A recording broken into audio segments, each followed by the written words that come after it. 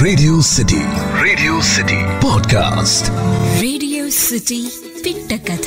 మీరు వింటున్నారు radio city 91.1లో. నేను మీ ఆర్జే యోగితాని. మనం అంతస్తు, హోదా బట్టి అవతల వాళ్ళతో నడుచుకుంటూ ఉంటాం. అవతల వాళ్ళు తక్కువ స్థాయి వాళ్ళైతే ఒక రకంగా చూడడం, అవతల వాళ్ళు సమాన స్థాయి వాళ్ళనైతే ఇంకో రకంగా చూడడం, వాళ్ళకంటే ఎక్కువ ఉన్న వాళ్ళకి ఇంకొక కైండ్ ఆఫ్ రెస్పెక్ట్ ఇవ్వడం అనేది యాజ్ అ హ్యూమన్స్ అందరూ చేసేస్తూ ఉంటారు. కానీ అలా చేయకూడదు.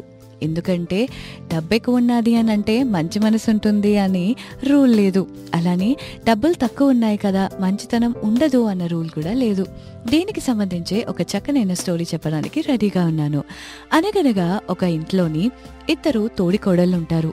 చిన్నామెకి బోల్డ్ అంత డబ్బు ఉంటుంది, పెద్ద అమ్మాయి చాలా పేద ఆవిడనమాట. సో ఆ పల్లెటూరులోని ఆ ఇద్దరు కోడళ్ళు ఉంటారు. చిన్న కోడలికి యుఎస్లోని వాళ్ళ హస్బెండ్కి ఏదో పని ఉన్నదని అమెరికా వెళ్ళిపోయి మళ్ళీ తిరిగి వచ్చేసరికి ఇంకా డబ్బున్నదైపోయింది. ఆ పెద్ద తోటి కోడల్ని చూసి తిను నీ బతుకు ఇంతే అని చెప్పేసి వాళ్ళ ఇంటికి వెళ్ళిపోతుంది. ఇంట్లో పనమ్మాయి కావాలి అని చిన్నావిడ అడిగితే నాకు తెలుసు నువ్వే వస్తావు అని చెప్పి పెద్ద ఆవిడని చూసి నవ్విందంట. ఇంట్లో పని చేసేది, అసలు రెస్పెక్ట్ ఇచ్చేది కాదు ఆ చిన్న ఆవిడ పెద్ద ఆవిడికి. అయినా ఎలాంటి మనసులోని ఇబ్బంది పెట్టుకోకుండా పెద్ద తోటి కోడలు ఆ చిన్న ఆమెని చిన్న పిల్లే కదా అని ట్రీట్ చేస్తూ ఇంట్లో పని చకాచకా చేయడం, ఇస్తున్న జీతం కంటే ఎక్కువ పని చేసే వెళ్ళిపోయేది నా వాళ్ళే కదా అని చెప్పి. ఒకరోజు ఏమవుతుంది, సడన్ గా ఆ చిన్న ఆమె ఇంటికి అప్పులోళ్ళు వస్తారు. అప్పులోళ్ళు వచ్చి ఏంటమ్మా మీ ఆయన చేసిన అప్పులు అవన్నీ తీర్చవా అని చెప్పి అడిగితే నేనెందుకు తీరుస్తాను, ఆయనే తీరుస్తారు అని అయితే పిలు మీ ఆయన్ని అని అంటే వెంటనే వాళ్ళ ఆయన వచ్చి తీరుస్తానండి నా దగ్గర ప్రస్తుతానికి డబ్బులు లేవు అని అడిగాడంట. ఆ గోల చూసి ఆ చిన్న ఆమె ఎవరైతే డబ్బున్నది అని పొగరపడిపోతుందో ఆ అమ్మాయి చాలా నామోషి ఫీల్ అయిందంట. వాళ్ళ ఆయనని తిట్టడం మొదలుపెట్టిందంట. ఇంట్లో ఒక మూలకెళ్ళి ఏడవడం మొదలుపెట్టిందంట. ఆ బాధని పెద్ద తోటి కోడలు చూడలేక ఊరిలో వాళ్ళందరితో చాలా మంచిగా నడుచుకుని ఆ పెద్ద కోడలి మాట ఊరిలో వాళ్ళందరూ విని ఎలా అమ్మా వీళ్ళు మా అప్పలు ఎలా తీరుస్తారు అని ఆవిడని చాలా జాలిగా అడిగారంట. వాళ్ళు తీర్చకపోయినా నేను తీరుస్తాను అని అన్నారంట.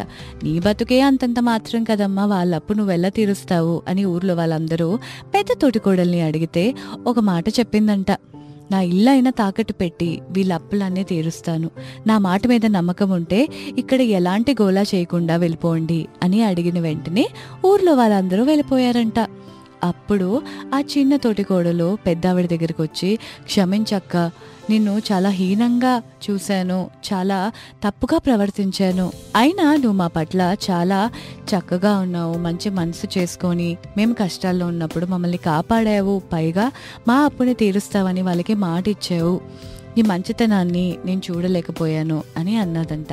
అప్పటి నుంచి వాళ్ళిద్దరూ కలిసి ఒక బిజినెస్ స్టార్ట్ చేసి అప్పులన్నీ తీర్చారంట. చూసారా, డబ్బుంటే గుణం ఉండదు, అలా అని డబ్బు లేదని గుణం లేదు అని కూడా అనుకోకూడదు. మనతో ఎవరైనా మంచిగా ఉంటే వాళ్ళతో మనం కూడా మంచిగానే వ్యవహరించాలి. అప్పుడే మనం హ్యూమన్స్, లేదా మనకి రాక్షసులకి అసలు తేడా అనేది ఉండదు. చాలా చక్కనైన స్టోరీ విన్నారు కదా. ఇంకా అమేజింగ్ స్టోరీస్ వినడానికి keep listening to me only on Radio City 91.1. నేను మీ RJ Yogita. Radio City podcast.